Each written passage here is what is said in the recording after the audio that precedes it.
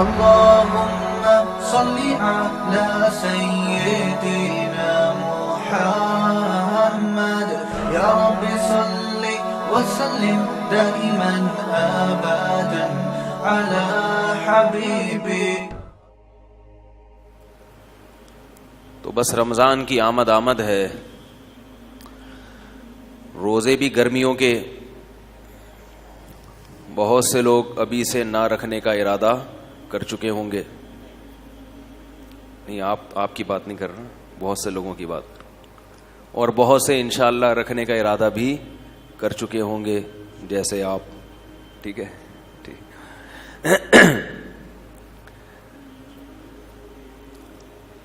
یہ رمضان کا مہینہ کیوں آتا ہے؟ اللہ ہم کو بھوکا پیاسا کیوں رکھنا چاہتے ہیں؟ ویسے ہی ہم بھوکے ننگی قوم ہیں. ٹھیک ہے, مشہور ہے کہ مسلمان کیا ہیں, بھوکے بھی ہیں ننگے بھی ہیں, لوڈ شیڈنگ کے ستائے ہوئے. اوپر سے اللہ تعالیٰ نے کیا حکم دے دیا؟ بھوکے رہو پیاسے رہو. تو کچھ عجیب سا حکم لگتا ہے شریعت کا. یہ اتنی مشکلات دنیا کے دیگر مذاہب میں بہت آسانیاں ہیں, اسلام میں مشکلات ہی مشکلات. ساری زندگی بلوغت کے بعد سے لے کر موت تک 5 نمازیں پڑھو. ساری زندگی اسلام نے اتنی پابندیاں, 5 ٹائم پابندی سے نماز. خواتین کو اللہ نے پھر بھی چھوٹ دے دی, لیکن وہ بھی تھوڑے دنوں کی چھوٹ ہے. پھر بلکہ اس چھوٹ سے وہ کہتی ہیں خواتین اور ایک روٹین میں آ جاتے ہیں تو پھر دوبارہ روٹین پہ لانا مشکل ہوتا ہے. تو معافی نہیں ہے, سفر ہو حضر ہو. ایک اور مسئلہ بیان کر دوں سفر سے متعلق, مسئلوں پہ مسئلے آ رہے ہیں نا. اکثر لوگ سفر میں جماعت سے نماز نہیں پڑھتے. یہ میں نے بڑے بڑے مولاناؤں کو بھی دیکھا ہے, اور کہتے ہیں یہ تو سفر ہے. یہ تو کیا ہے؟ جب اللہ نے 4 کی 2 کر دیں تو جماعت سے پڑھنا تو اور مشکل ہے. یہاں سے ادھر مسجد میں جاؤ, ادھر امام 4 پڑھا رہا ہے وہ بھی. تو جب اللہ خود چھوٹ دے رہا ہے تو یہ کیوں اتنی سختی؟ یہ بڑے بڑے علماء سے میں نے یہ لفظ سننے میں آ رہا ہے کہ اکثر تو الحمدللہ اہتمام کرتے ہیں جماعت کا, لیکن بہت سارے لوگوں کو میں نے دیکھا جس میں اصحاب علم بھی ہیں, وہ یہ کہتے ہیں کہ سفر میں جماعت. بولو بھائی. اور اگر ٹرین میں جا رہے ہوں, ایئرپورٹ پہ ہوں, وہاں بھی جماعت کا کچھ اہتمام کر لیا جاتا ہے, چلو بھائی. لیکن جب کسی علاقے میں اسٹے کرتے ہیں تو قریب کی مسجد میں جماعت سے نماز نہیں پڑھتے. اور دلیل کیا دی جاتی ہے؟ سفر میں. حالانکہ جب آپ کہیں جا کے اسٹے کرتے ہیں, 10 دن کا اسٹے ہے, پھر تو آپ بڑے سکون سے آپ محلے کی مسجد میں نماز پڑھ سکتے ہو نا. نہیں پڑھ رہے ہوتے کہ جب اللہ نے 4 کی 2 کر دی تو محلے کے امام کے پیچھے پوری 4 جا کے پڑھنا, اس تکلف کی کیا ضرورت ہے؟ تو یاد رکھو یہ دلائل ایسے ہیں جیسے غامدی صاحب کے دلائل ہوتے ہیں.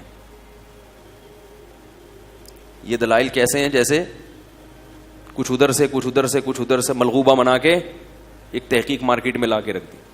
غامدی صاحب نے جو امتحان, جن طلبہ کے پیپر ہوتے ہیں نا, ان کے لیے جو استدلال کیا ہے نا کہ کل اگر پرچہ ہے تو آج پیپر چھوڑ سکتے ہیں, وہ بالکل اسی سٹائل کا استدلال ہے.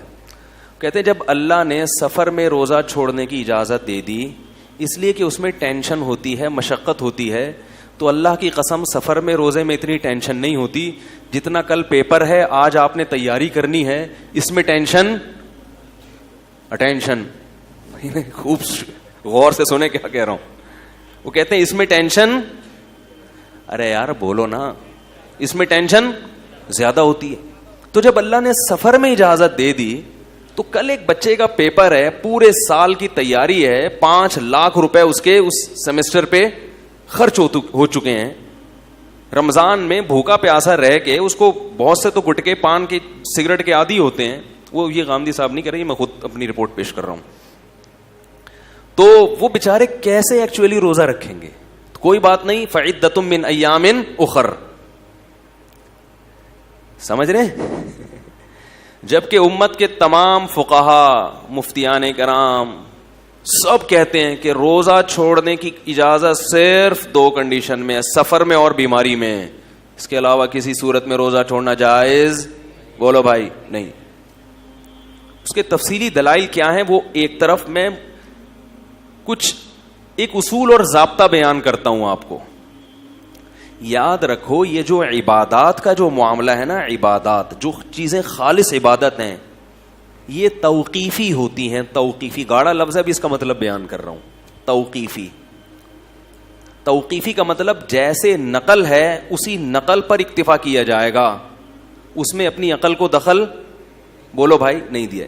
کیونکہ جو عقل کو دخل دے گا نا وہ بڑی بےعقلی کی باتیں کرے گا اس میں. جیسے بھی میں آپ کو غامدی صاحب کی مثال دیتا ہوں, انہوں نے جو فلسفہ بیان کیا ہے نا وہ فلسفے پر خود بھی یہ عمل نہیں کریں گے. تو پہلے میں یہ اصول آپ کو سمجھا دوں کہ عبادات کیا ہوتی ہیں. عبادات کا معاملہ توقیفی ہے, موقوف ہے. کس پر؟ اللہ اس کے رسول پر. جیسے بیان کر دیا ایز اٹ از آپ نے اس کو لینا ہے, اس میں اپنی افلاطونیاں اور بقراتیاں نہیں چلیں گی, ورنہ آپ کا پورے دین کا ایسے ستیہ ناس ہو جائے گا جیسے یہود و نصارہ کا دین تباہ و برباد ہو گیا. انہوں نے بھی بڑی فلاسفرت کی, یہ اصل میں ایکچولی یوں تھا تو ایکچولی یوں تھا کر کے سیٹنگ ہی پوری آؤٹ کر دی. سمجھ رہے ہو؟ اللہ نے جہاں رمضان کے روزے بیان کیے وہاں ساتھ ساتھ بیان کر دیا فمن کان منکم مریضا او علی سفر, مریض ہو یا مسافر ہو, ختم.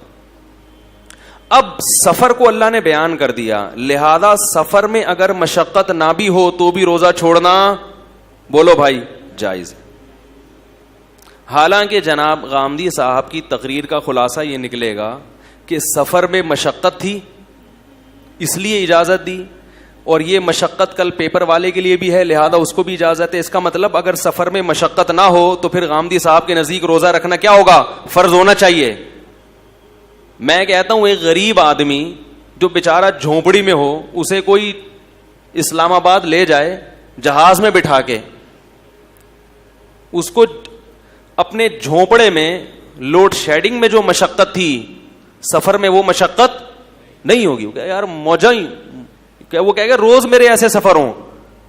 لیکن آپ خود بھی فتویٰ دیں گے کہ اس مسافر کے لیے روزہ چھوڑنا جائز ہے. سمجھ میں نہیں آ رہی بات. اس کو ایک اصول ہے, کیونکہ اصول فقہ نہیں پڑھا نا, مجتہدین کے استدلال کے طریقے نہیں پڑھے, مدرسوں میں تو پڑھا نہیں ہے, ادھر ادھر سے کچھ کتابیں کچھ یہاں سے کچھ پڑھ کے اپنا ایک نیا فقہ مارکیٹ میں لانچ کیا.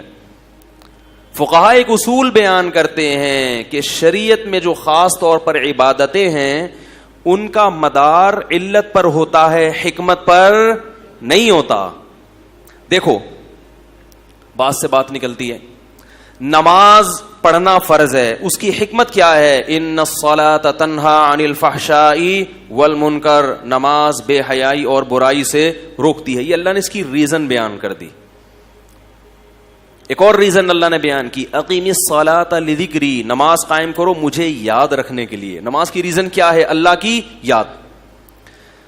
اب آپ کہیں یار اصل مقصد ہے اللہ کی یاد, لہذا ذکری فرقہ جو بلوچستان میں لانچ ہوا, نئی نئی چیزیں مارکیٹ میں آ رہی ہیں چند سو سال پہلے, انہوں نے کہا کہ نماز کا اصل مقصد اللہ کی یاد ہے, تو ڈائریکٹ جب اللہ کو یاد کیا جا سکتا ہے تو درمیان میں نماز کے واسطے کی, یعنی یہ تو ان لوگوں کے لیے جو یاد نہیں کرتے. ہم تو دن میں 12 گھنٹے اللہ کو یاد کرتے ہیں اور ذکر اللہ کرتے رہتے ہیں, سبحان اللہ سبحان اللہ سبحان اللہ. صحیح کہا غلط کہا انہوں نے؟ غلط کہا. ایک آدمی کہتا ہے نماز کی اصل حکمت کیا ہے کہ یہ برائی اور بے حیائی سے روکتی ہے. چونکہ نمازی لوگ آج کل بے حیائی اور برائی سے نہیں روکتے لہذا میں نماز پڑھوں گا ہی نہیں, مقصد تو حاصل ہو ہی نہیں رہا.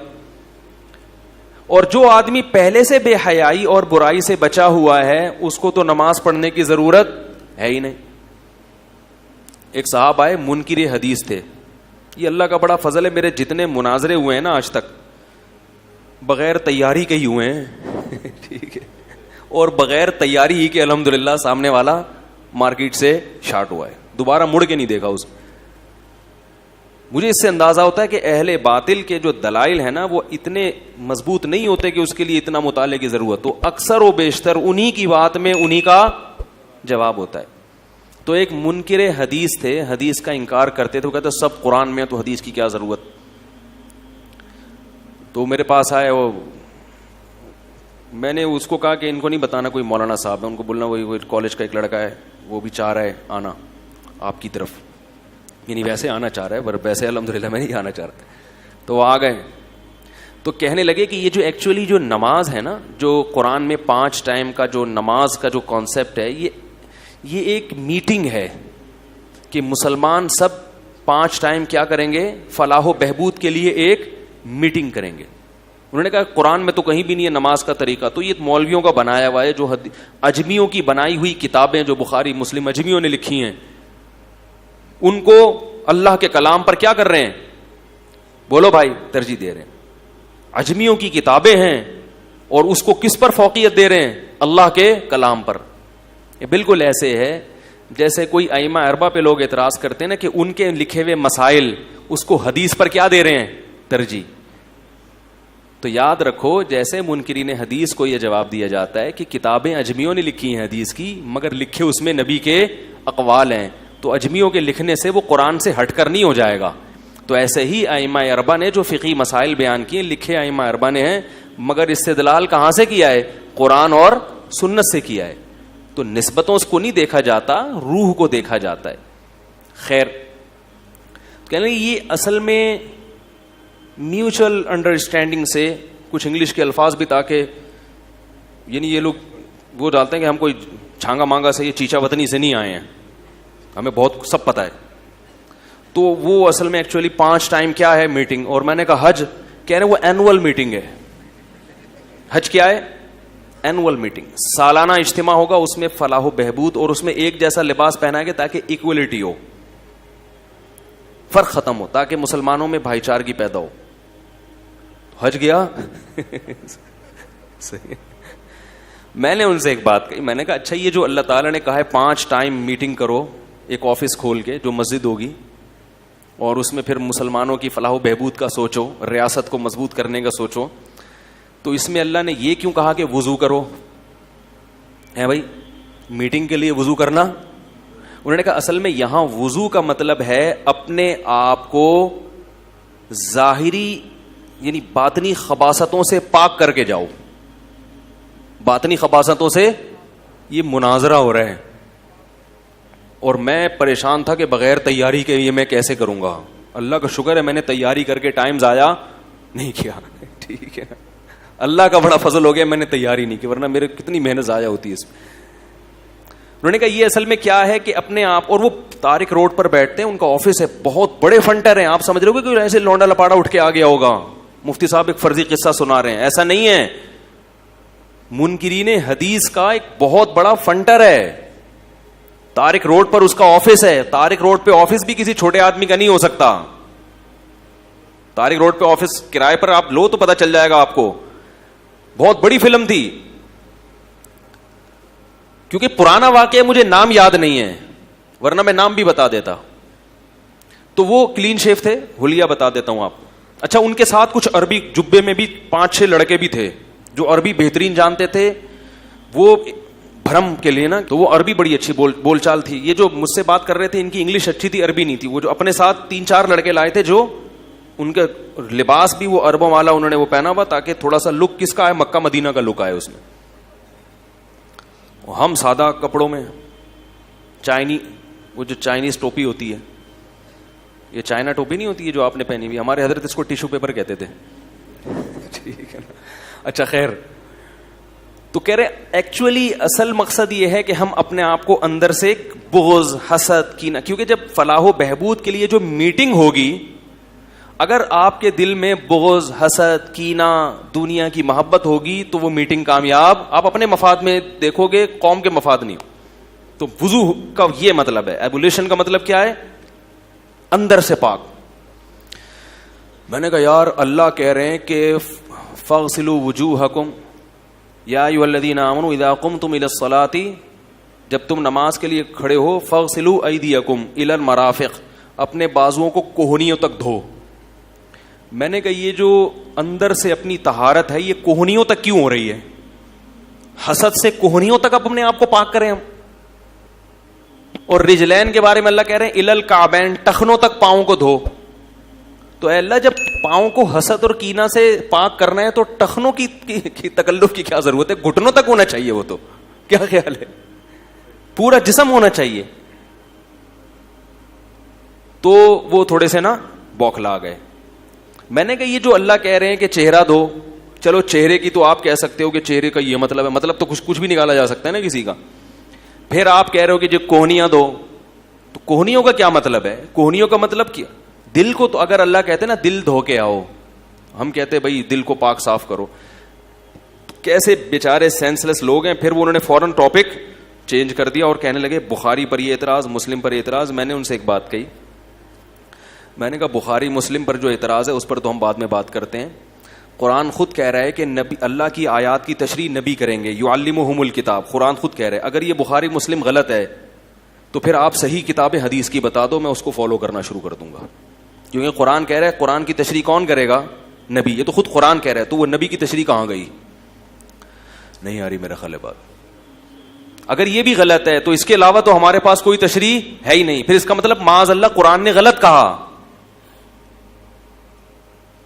نبی اور یا قرآن نے یا اللہ نے نبی کی تشریح کی حفاظت ہی نہیں کی، تو پھر ہمارے پاس قرآن کی کوئی تشریح موجود ہے ہی نہیں. پھر تو یہ قرآن پر الزام لازم آتا ہے. تو اس کا مطلب یہ ہوا کہ آپ حدیث کا انکار کر کے ضمن میں اصل میں کس کا انکار کر رہے ہو؟ قرآن کا منکر بنا رہے ہو. تو خیر کہاں سے کہاں بات چلی جاتی ہے. کیا بات کر رہا تھا بھائی؟ رمضان کے روزوں، ہاں میں وہ بات کر رہا تھا کہ حکم کا مدار علت پر ہوتا ہے، حکمتوں پر بولو بھائی نہیں ہوتا. نماز کی حکمت بے حیائی سے روکتی ہے، مگر نماز فرض اس لیے نہیں ہے. فرض اس لیے کہ اقیم الصلاۃ، قرآن کیا کہہ رہا ہے؟ نماز پڑھو، اس لیے فرض ہے. حکمت کیا ہے؟ ایک الگ ٹاپک ہے. روزے کی حکمت کیا ہے؟ لعلکم تتقون، تاکہ تمہارے اندر تقوی پیدا ہو. یہ حکمت ہے. مدار حکمت پر نہیں ہے. تقوی نہ بھی پیدا ہو رمضان میں روزہ رکھنا پڑے گا. اگر ایک آدمی کہتا ہے رمضان کے روزے کا مجھے فائدہ نہیں ہے لہذا اگلے سال میں نہیں رکھوں گا، اور گنہگار ہوگا. کیوں؟ علت یہ ہے کتب علیکم الصیام، تم پر روزے فرض کیے گئے. اس میں حکمتیں ہیں کہ بھئی تقوی پیدا ہوتا ہے، للہیت پیدا ہوتی ہے، نفس پہ کنٹرول کرنے کی صلاحیت پیدا ہوتی ہے. یہ حکمت ہے. مدار حکمت پر نہیں ہے، مدار اس آیت پر ہے جس میں روزے کو فرض قرار دیا گیا. اب سمجھو کہ یہ جو اللہ نے کہا کہ سفر میں روزہ چھوڑ سکتے ہو، اس کی حکمت ہے کہ سفر میں مشکل ہوتی ہے. یہ حکمت ہے، علت نہیں ہے. علت وہ آیت ہے جس میں سفر میں روزہ چھوڑنے کی اجازت دے دی گئی. لہذا سفر میں مشقت ہوگی تو بھی روزہ چھوڑنا جائز، مشقت نہیں ہوگی تو بھی روزہ چھوڑنا جائز ہوگا. اور سفر کے علاوہ اگر مشقت نہیں ہو تو بھی روزہ رکھنا فرض ہے، مشقت ہو تو بھی روزہ رکھنا فرض ہے. ڈی ایس پی صاحب کو فون کریں بھائی، بہت دن ہو گئے دھمکیاں نہیں دی ہیں نا، معاملہ خراب ہو گیا. پنجاب میں ہوتا نا تو سمجھ جاتے تو تڑپ جاتے ہیں، سمجھ رہے ہو؟ تو اب آئی سمجھ میں بات. اللہ نے مرض میں اجازت دی، اور یہی وجہ ہے کہ مرض اگر بڑھنے کا اندیشہ ہو تو روزہ چھوڑنا جائز ہے، چاہے مرض چھوٹا ہو یا زیادہ ہو. لہذا اللہ نے کہیں بھی نہیں قرآن میں کہا کہ کل اگر پیپر ہے تو روزہ چھوڑ دو. کیونکہ اگر اس پر مدار رکھا جاتا نا حقیقی مشقت پر کہ واقعی اگر مشقت ہے تو روزہ چھوڑ دو، تو مسئلہ پھر بڑا گمبھیر ہو جاتا. کیوں؟ اس لیے کہ میں یہ کہتا کہ گرمیوں میں مجھے کیا ہوتی ہے؟ تکلیف ہوتی ہے. ایک آدمی کے لیے کل پیپر کی وجہ سے روزہ چھوڑا جا سکتا ہے، تو میرا پیپر نہیں بھی ہے، مجھے جون کا روزہ ویسے ہی سمجھ میں نہیں آتا میرے. تو یہ تو ایک عجیب بھیڑ چال بن جاتی. وہ رکھ رہا ہے، وہ نہیں رکھ رہا، وہ کہہ رہا ہے مجھے تکلیف ہے، وہ کہہ رہا ہے تکلیف نہیں ہے، وہ کہہ رہا ہے تکلیف نہیں ہے، تو پھر روزہ کا ثواب کیا ہے؟ تو روزہ کو تو نام ہی مشقت کا ہے. کیا خیال ہے؟ تو اس لیے یہ جو نئے نئے حضرات آ رہے ہیں نا، پروفیسر حضرات، ان سے دین مت سیکھو میرے بھائی. دین علماء سے سیکھو جو صدیوں سے مدارس میں پڑھتے پڑھاتے آ رہے ہیں. اگر ان میں غلط ہیں تو صحیح بھی انہی میں پیدا ہوں گے.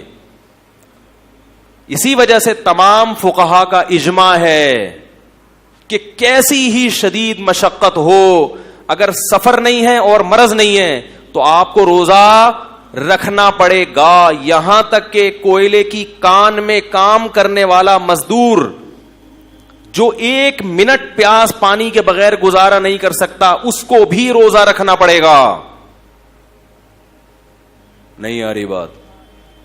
گرمیوں میں گڑا کھودنے والا مزدور اس کو بھی روزہ رکھنا پڑے گا, کیونکہ مشقت ہوگی. مشقت کی وجہ سے اللہ نے روزہ چھوڑنے کی اجازت نہیں دی. روزہ تو نام ہی مشقت کا ہے. سمجھ میں نہیں آ رہی بات؟ مشقت کی وجہ سے اجازت دی. مشقت تو اسی میں ہوتی ہے نا. ہر آدمی کو ایئر کنڈیشن لائف تھوڑی ملتی ہے. 1400 سال سے مسلمان ایئر کنڈیشن میں نہیں بیٹھتے آئے تھے. یہی تھا مزدوری کرنا, یہ کرنا, وہ کرنا, گڑھے کھودنا. یہ انہی لوگوں کو تو قرآن خطاب کر رہا ہے. یہ تو ہمیں ایک سہولت مل گئی, ایئر کنڈیشن روم اور اے سی آفس ہے اور کمپیوٹر پہ بیٹھے ہوئے ہیں.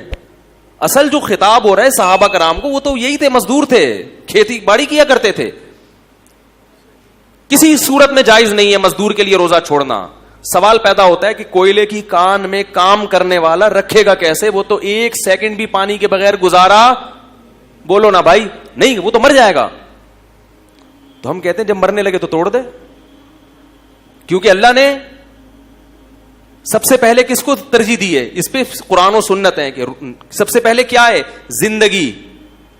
مرض میں بھی اجازت اور موت سے بچنے کے لیے بھی اجازت. لہذا بیمار ہونے کا خطرہ ہو شدید, تو جب وہ خطرہ پیدا ہوگا اس وقت توڑے گا. توڑنا اس کے لیے جائز ہوگا, چھوڑنا جائز. چھوڑنے کے دلائل الگ ہیں, توڑنے کے دلائل, بولو نا یار, الگ ہیں. اس لیے علماء کہتے ہیں 30 دن کسی نے ریگستان میں روزہ رکھا یا کوئلے کی کان میں, 30 کے 30 دن روزہ رکھ کے توڑے گا, انشاءاللہ گناہگار نہیں ہوگا. کفا بعد میں قضا کر لے, چھوڑے گا تو گناہگار ہوگا. کیونکہ قرآن کی آیت ہے فمن شہید منکم الشہر فلیصم, جو بھی رمضان کا مہینہ پائے روزہ رکھے, سوائے 2 کے, مریض اور مسافر. کوئلے کی کان میں کام کرنے والا اس من کے مفہوم میں داخل ہے, جو بھی کے مفہوم میں داخل ہے, لہذا وہ بھی روزہ رکھے گا. پھر عذر کی وجہ سے توڑے گا.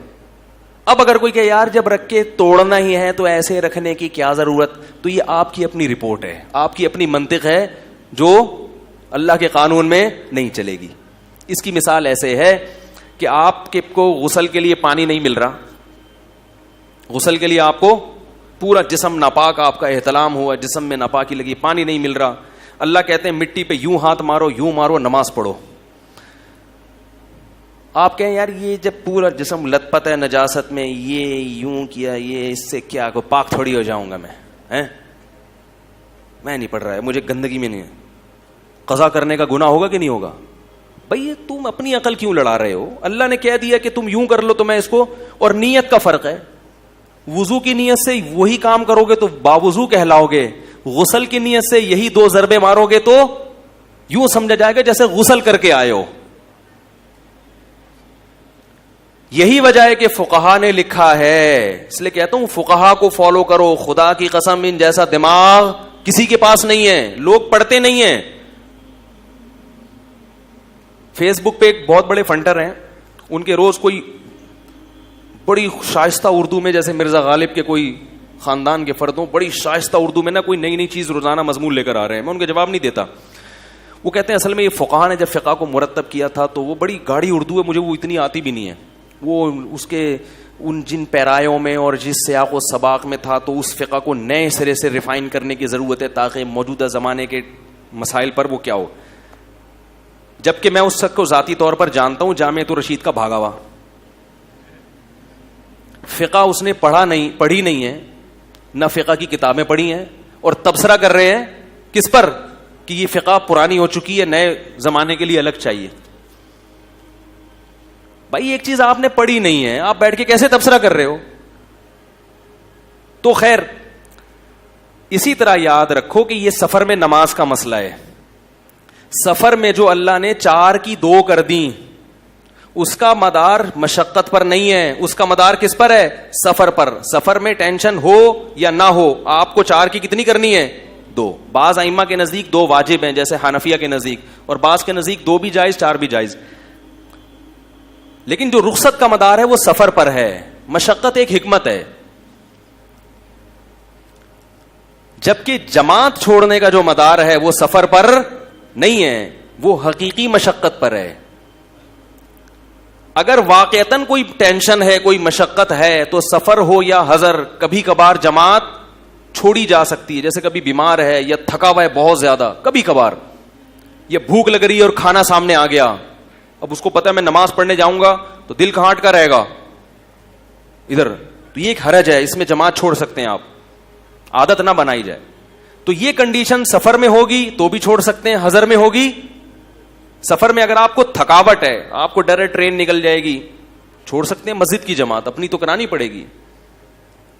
یا یہ کہ میں تھک چکا ہوں, نیند میری پوری نہیں ہوئی ہے سفر کی وجہ سے, تو نیند حضر کی ہو یا سفر کی ہو, ایک عذر ہے, بیمار ہونے کا خطرہ ہوتا ہے, اسٹے کریں گے جا کے, کہیں قیام کیا بھائی 10 دن مری کے کسی ہوٹل میں ٹھہر گئے آپ جا کے, اب آپ کو مشقت نہیں ہے, اب آپ پر لازم ہے کہ قریب کی مسجد میں اچھے بچوں کی طرح جیسے باقی لوگ نماز پڑھتے ہیں آپ بھی وہاں جا کے اچھے بچوں کی طرح فجر کی بھی, ظہر کی بھی, عصر کی بھی, مغرب کی بھی, عشاء کی نماز پڑھیں وہاں جا کے. یہ نہ کہیں یہ افلاطونیاں نہیں چلیں گی کہ اللہ نے 4 کی 2 کر دی تو میں اپنی, یہ آپ کا اخپل اسلام ہوگا.